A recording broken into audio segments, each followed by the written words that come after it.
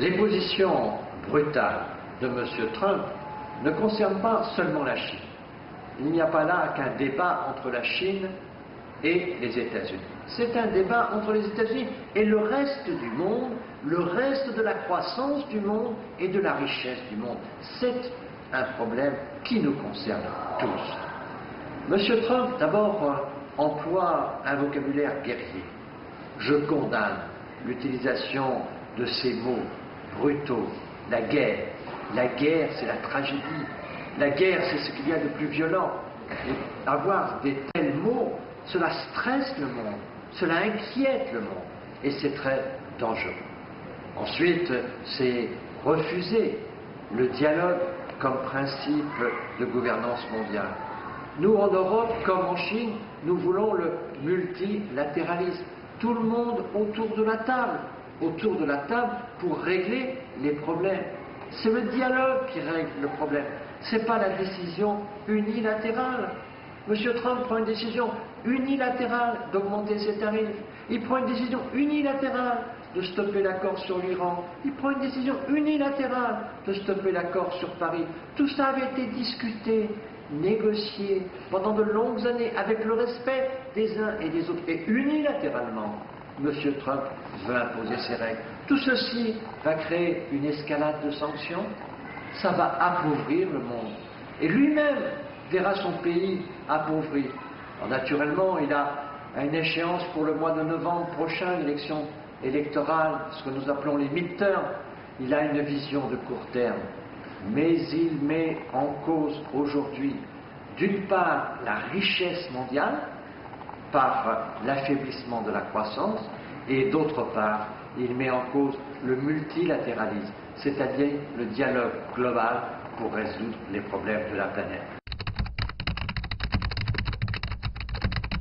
Le plus important, c'est naturellement la faiblesse de la consommation, parce qu'on va augmenter les prix des produits, on va donc ralentir la consommation, on va donc ralentir le chiffre d'affaires des entreprises, on va donc ralentir l'emploi et on va appauvrir le pouvoir d'achat.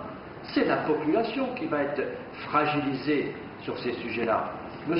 Trump fait comme s'il s'adressait aux dirigeants pour sanctionner les dirigeants. Mais en fait, c'est la population qui va voir son pouvoir d'achat affaibli. Et donc c'est une décision très grave parce que ça va inquiéter le monde entier.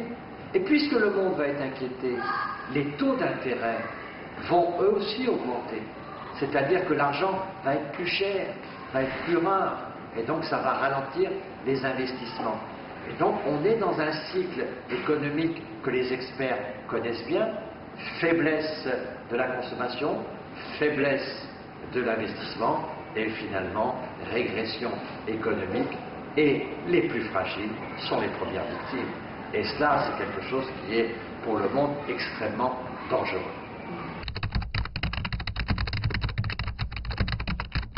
Bien sûr que non. Ces mesures influencent le repli, influencent, au fond, la construction de barrières nouvelles, des barrières douanières qui viennent s'ajouter à toutes les barrières du monde. Au contraire, la richesse, c'est l'ouverture.